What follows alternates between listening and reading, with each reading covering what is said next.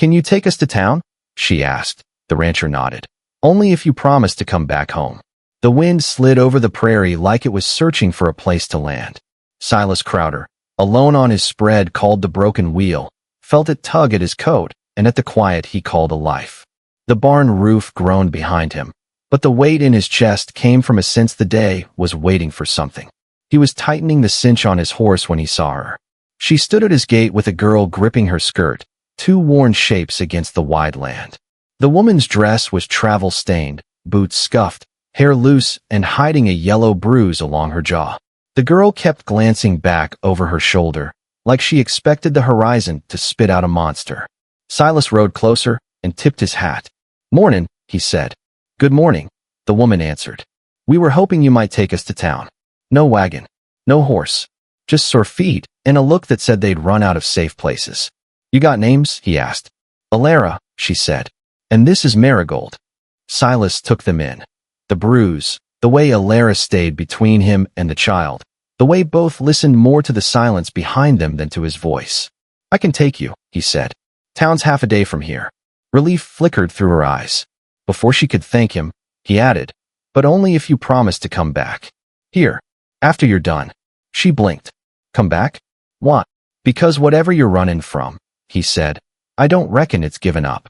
And the thought of you two walking on alone don't sit right with me." Marigold tugged at her sleeve. "Mama, I like it here," she whispered. Alara hesitated, then nodded. "We promise." Silas helped them onto the horse and started toward town. For a while they rode in silence, land rolling out in every direction. Under a stunted cottonwood, he asked, "Who hit you?" Her shoulders flinched. "I ain't looking for gossip," he said. "Just need to know what might be following my trail." "My husband," she said at last. "He's a hard man. When it was only me, I bore it." But when he raised his hand to Marigold, her voice shook. "I couldn't stay." Silas' jaw tightened. He lay a hand on her. "Not yet," she whispered. "I stepped between them first." That explained the bruise. "Men like that don't let go easy," Silas murmured. "I know," Alara said. "That's why I need town. Someone there can help wire money for a train. East, maybe. Somewhere he won't find us." Silas didn't say what he thought. That hate could ride a long way. By the time they reached Main Street, the sun sat sharp overhead. Folks paused to stare as Silas helped Alara down, then Marigold. They were crossing toward the general store when a shout tore through the dust. "Alara!" Her name hit like a whip crack. Alara went rigid. Marigold grabbed her hand. A man stood by the hitching post, face mean, eyes wild. His coat was stained, boots caked in dust. He looked like he'd ridden through the night on anger alone. "That him?" Silas asked. The man's gaze locked on Silas. "Step aside, rancher," he growled. "That's my wife and my girl." Silas moved in front of them. "Seems to me they ain't yours no more." Rage twisted the man's mouth. His hand twitched, reaching for a gun he didn't quite dare draw. The street went still. Behind Silas, Alara trembled. "Please," she whispered, "don't do this here." The man took a step closer. "You got one chance," he snarled. "Move." Silas planted his boots and stayed where he was. Marigold whimpered, "Mama." And that was when Alara spoke the words that would change all their lives. "Silas," she choked, "please, take us back home." Home. She meant his ranch. Silas grabbed her hand, pulled Marigold close, and turned just as the first curse ripped from the husband's throat. The town erupted into shouts and pounding feet, and the promise Silas had dragged out of Alara at his gate turned into a line he knew he'd never be able to step back over. "Can you take us to town?" she asked. The rancher nodded. "Only if you promise to come back home." The street exploded into motion the moment Silas grabbed Alara's hand and lifted Marigold into his arms. Boots pounded across the packed dirt, voices rising in fearful shouts, the air crackling with the kind of tension that usually ended in blood. Silas didn't wait to see if the husband reached for his gun. He sprinted toward the hitching rail where his horse was tied, jaw clenched, breath burning hot in his chest. "Get on," he barked. Alara didn't hesitate. She climbed onto the horse in a single desperate motion, skirts twisting around the saddle horn. Silas shoved Marigold into her arms, untied the reins in one rough jerk, and leapt up behind them just as the husband let out a furious roar. "You think you can take my family?" the man bellowed. "I'll hunt you to hell and back." Silas didn't look back. He dug his heels into the horse's sides, and the gelding surged forward, dirt exploding beneath its hooves.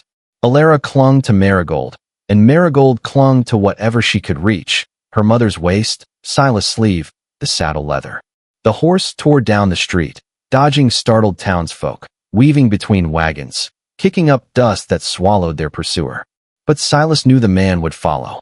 Men fueled by rage could outride exhaustion, reason, and fear. They raced beyond the last row of buildings, past the blacksmith's shed, past the water tower casting its long shadow, until town was nothing but a cloud shrinking behind them. The prairie opened ahead, wide, barren, merciless. Only then did Silas slow the horse enough to speak without shouting. "Hold tight," he said, breathing hard. Alara nodded, but her hands trembled. "He won't give up," she whispered. "I know," Silas answered. "But he'll have a hell of a time trying to catch a Crowder horse." The words should have comforted her. They didn't. Silas felt her shaking through the saddle. After several minutes of hard riding, he risked a look back. Dust rose on the horizon. Too much dust for the wind alone. "Damn," he muttered. "He's coming. Fast." Marigold buried her face in her mother's shoulder. Silas guided the horse toward a dry ravine, hoping the rocky ground would hide their tracks. They thundered down a narrow slope, hooves skidding on stone, gravel clattering into the shadows below. The walls of the ravine rose around them like the ribs of a giant beast, shielding them from sight. Once they reached the bottom, Silas pulled the horse to a halt. "Easy," he whispered, patting the gelding's neck. The animal huffed, muscles trembling from the run. Alara looked at him with wide, terrified eyes. "Silas, what do we do now?" Silas dismounted first, then helped her down while she kept Marigold close. The ravine air was cooler, but claustrophobic, just enough space to stand, no more. Sunlight filtered down in thin, uncertain stripes. "You two stay behind me," he said. "Is he going to find us?" Marigold whispered. Silas crouched so she could see his eyes. "I ain't gonna let him take you. Either of you." Marigold swallowed hard and nodded. Silas moved toward the bend in the ravine, placing himself between the family and the world above. He peered around the corner just in time to see a silhouette appear at the top of the ridge. Broad shoulders, tense posture, fury bending him like a storm-warped tree. The husband. He paused, scanning the land, looking for tracks, listening for echoes. Silas held perfectly still, barely breathing. After what felt like hours compressed into heartbeats, the man rode a little farther, searching, circling, hunting. Silas stayed silent. Finally, the husband cursed violently, turned his horse, and rode west.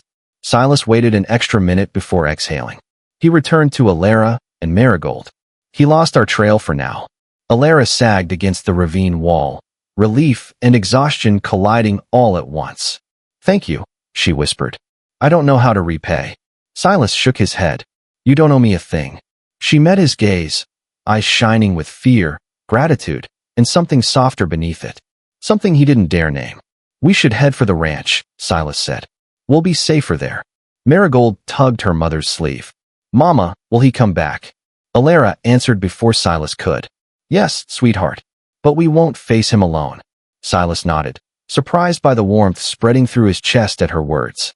"The ranch has walls, rifles, dogs, and a man who doesn't take kindly to cowards who hurt women." Alara blinked fast, as if fighting tears she didn't want him to see. They mounted again, and Silas led them out of the ravine, careful, watching the ridges, scanning the wind for the scent of pursuit. But as they rode toward the broken wheel, a single thought settled heavy and undeniable in Silas' mind. Bringing them home was the easy part. Keeping them safe would cost more than he'd ever imagined. "Can you take us to town?" she asked. The rancher nodded. "Only if you promise to come back home." The Broken Wheel Ranch sat quietly beneath the late afternoon sun, its weathered fences and slanted barn looking more worn than ever now that danger trailed so close behind them. As Silas led the horse into the yard, the dogs stirred, tails stiff, ears alert. They sensed fear. They sensed strangers. They sensed something coming. Alara's arms tightened around Marigold as Silas helped them down from the saddle. "You're safe here," he said quietly. She wanted to believe him. He could tell. But the way her eyes scanned every shadow told him she'd lived too long under a man who trained her to expect the worst. Silas led the horse into the corral, and returned to find Alara still standing where he'd left her. Marigold clung to her skirt, face buried, shoulders shaking with the day's fear and exhaustion. "Come on inside," Silas said gently. "There's food, and you both look like you could use some rest." Alara hesitated. Boundaries mattered in a land where strangers could be threats, and trust was a rare kind of currency. But she finally nodded, lifting Marigold into her arms and following him up the few steps to the porch. The wooden door creaked open, revealing a simple interior: rough plank floors, a stone hearth, a table built from old wagon parts, and a single quilt-draped bed pushed against the far wall. The place was tidy but lonely, as if time had settled dust into every empty corner. "It's not much," Silas murmured, "but it's honest." Alara stepped inside slowly, the way someone enters a church after a long absence. Marigold peered up, wide-eyed. "It's warm," she whispered. Silas felt something twist inside him. Warmth was something a child shouldn't sound surprised by. He moved to the stove, lit a flame, and set water to boil. "There's a spare room through that door," he said. "It belonged to my ma when she was alive. You can use it." Alara didn't move. She stood quietly, as though the air itself might collapse if she breathed too deeply. Silas stepped closer. "Alara, no one's gonna hurt you here." She swallowed hard. "I've heard that before." Silas didn't argue. Promises meant nothing after you'd lived beside cruelty. Instead, he spoke low, steady. "I won't lay a hand on either of you. I give you my word. And out here, a man's word is what he dies by." Alara lowered her head, and for the first time since he'd met her, her shoulders eased, barely. Marigold tugged her sleeve. "Mama, can we stay here forever?" The question stabbed the silence between them. Alara closed her eyes. "Sweetheart, we can't. Your father." Silas cut in gently. "You don't gotta decide nothing tonight. You're safe for now. That's what matters." He placed bowls on the table, beans, leftover cornbread, dried apple slices softened in warm water. Alara and Marigold ate slowly at first, then with the hunger of those who'd gone too long with too little. Silas sat across from them, eating quietly, studying the window every few minutes, watching for movement beyond the fading light. When the meal was done and Marigold began nodding with sleep, Silas stood. "I'll bed down in the barn," he said. "Gives you to the house." Alara looked up sharply. "You don't have to do that." "Yes, I do," he said. "You deserve to sleep without fear breathing down your neck." She stared at him, expression trembling somewhere between gratitude and disbelief. But before she could speak, a dog suddenly barked outside. Fast, sharp, warning. Alara gasped, clutching Marigold. Silas froze, listening. Another bark. Then silence. The kind of silence that clung too tightly, like it held its breath alongside them. Silas grabbed his rifle from beside the door. "Stay inside," he whispered. "Silas," Alara breathed, voice cracking. "What if it's—" "I know," he said. "That's why I'm going." He stepped out onto the porch. The sun had dipped low, turning the yard into long shadows and orange light. The dog stood stiff near the edge of the property, tails up, ears pointed toward the far field. Silas tightened his grip on the rifle. A silhouette moved near the distant fence line. Too tall to be a coyote, too slow to be a deer. Someone was out there, watching, waiting. Silas lifted the rifle and called out, voice steady and cold. "Whoever you are, you're on Crowderland. Speak, or I'll put a bullet in the dirt next to your feet." The figure didn't answer. It stepped back into the tall grass, then disappeared. Silas lowered the rifle, heart thudding slow and heavy. He stood there for a long moment, letting the truth settle in like a storm rolling across the plains. The husband had found them again, and he wasn't done. When Silas finally stepped back inside, Alara's face told him she already knew. "Is it him?" she whispered. Silas didn't lie. "He's close." Marigold whimpered, hiding her face. Alara's hands trembled as she held the girl. "Silas, what are we going to do?" Silas locked the door and looked at them with a resolve he hadn't felt in years. "We're going to defend this home," he said. "Yours, mine, and Marigold's. He won't get past me." Alara's breath caught, not because of the threat outside, but because of the words Silas didn't seem to realize he'd used. Home. And for the first time in her life, she wondered if she'd found it. "Can you take us to town?" she asked. The rancher nodded. "Only if you promise to come back home." Night settled over the Broken Wheel Ranch like a heavy blanket, thick and unmoving. The wind had died hours earlier, leaving the world too still, too silent, as if even the prairie grasses were afraid to rustle. Inside the small ranch house, Alara sat on the edge of the spare room bed, holding Marigold against her chest. The child was finally asleep, her small breaths warm against her mother's collarbone, but Alara's eyes remained wide and alert. Silas sat by the door, rifle across his lap, boots planted firm on the floorboards. He hadn't spoken much since spotting the shadow near the fence line. He didn't need to. His quiet told Alara everything. Her husband was close. Closer than either of them wanted to admit. Finally, she whispered, "You should sleep." Silas didn't look away from the window. "I will when the sun's up." "You can't stay awake all night." "I can," he said, voice low. "And I have before." Alara said nothing. She watched the set of his shoulders, the way tension lived in the curve of his spine. He wasn't just guarding a house. He was guarding her. Marigold. Everything her husband had tried to break. After a long stretch of silence, Alara rose and stepped carefully out of the room, closing the door behind her so Marigold wouldn't wake. She sat at the table, hands folding and unfolding in her lap. "Silas," she murmured, "I never wanted to bring this trouble to your home." He finally turned his head, eyes steady on her. "You didn't bring trouble," he said. "Trouble's been following you a long time. I'm just standing in its way." Her throat tightened. "You don't know what he's capable of." Silas held her gaze. "I know exactly what men like him do, and I know exactly what stops them." That stopped her breath. There was something in his voice, something quiet, fierce, and full of a promise he hadn't spoken yet. After a moment, Alara whispered, "Why help us? You barely knew us."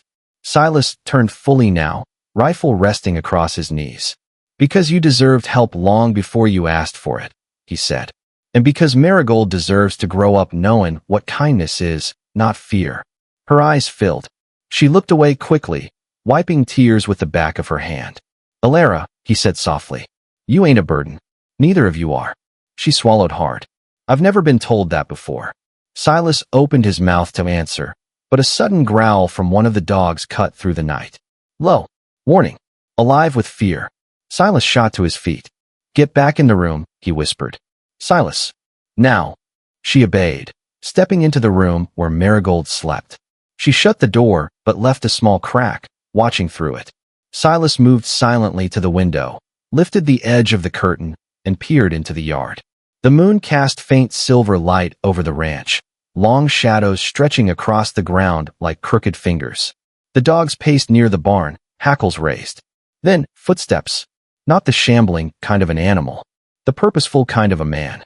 Silas grabbed his lantern, opened the front door just wide enough to slip through, and stepped onto the porch.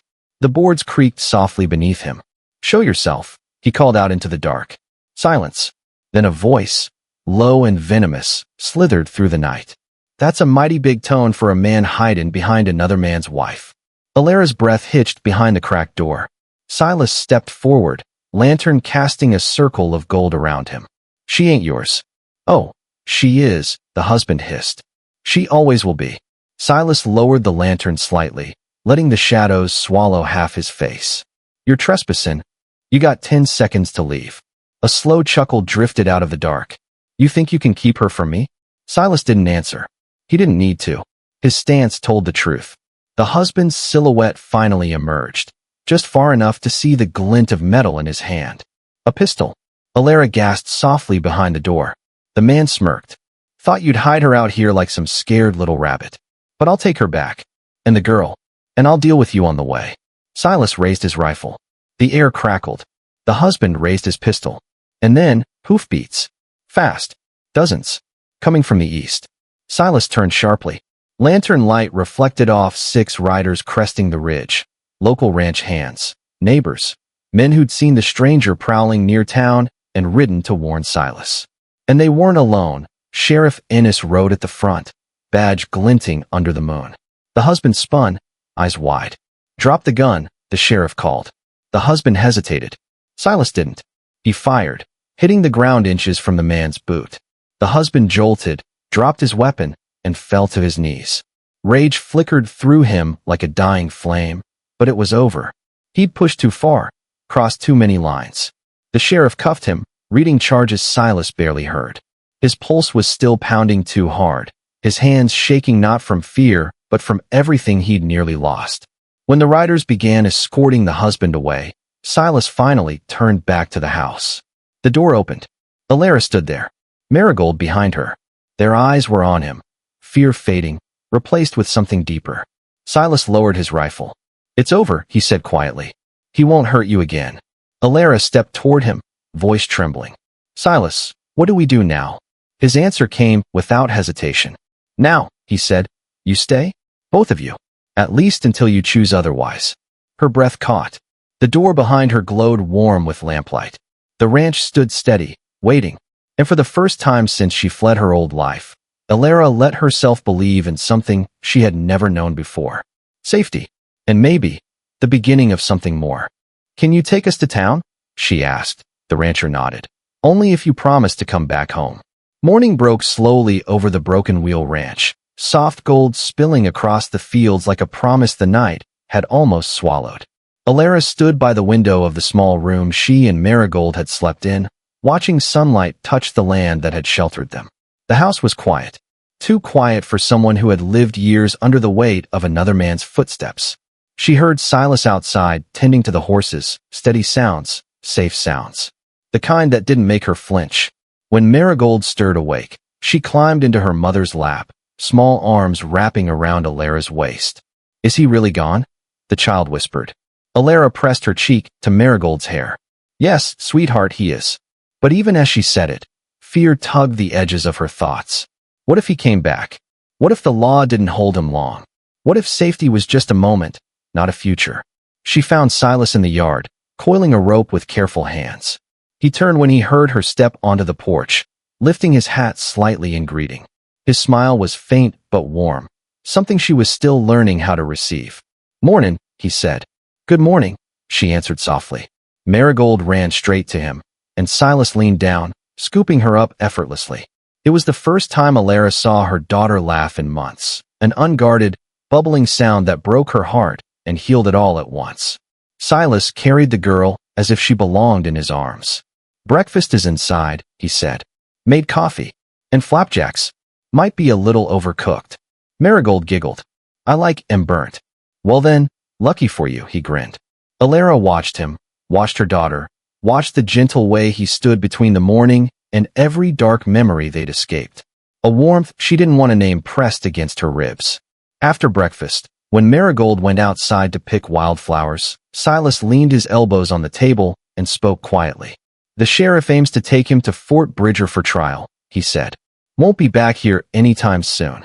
Alara nodded, though the fear still lived in her bones. Silas studied her for a moment. "But that's not what's weighing on you, is it?" She lowered her gaze. "I don't know what comes next. We can't stay here forever. I don't want to take advantage of your kindness." "Alara," he said, voice steady as bedrock. "Kindness ain't a loan. It's a choice." She swallowed.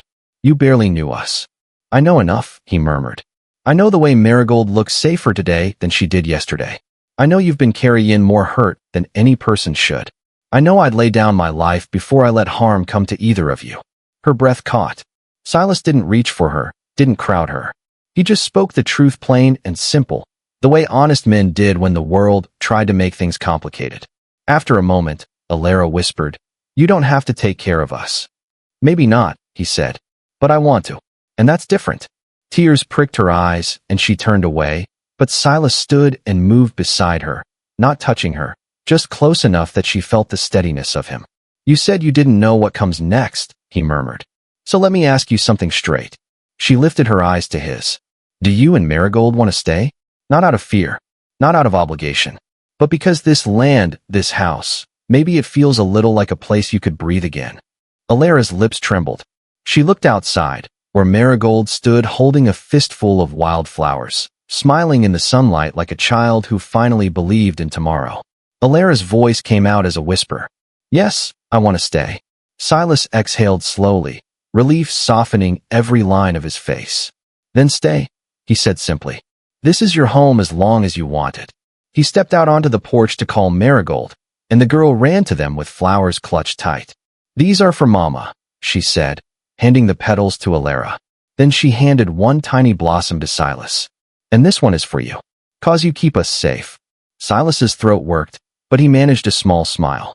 "Thank you, Marigold." Alara watched them both, and something inside her shifted. Gentle, hopeful, terrifying in its tenderness. The kind of feeling she thought she'd never be allowed to have again. Home. She finally understood why Silas had used the word so easily. The West had taken much from her. But maybe, just maybe, it was giving something back. As the sun climbed higher, warming the ranch, Marigold laughed, Silas smiled, and Alara stepped off the porch to join them. Into a life she never expected, on land she never thought she'd call hers. And as she stood beside the rancher who had saved her more than once, she whispered the words she'd feared, but finally trusted enough to say. "Silas, we're home."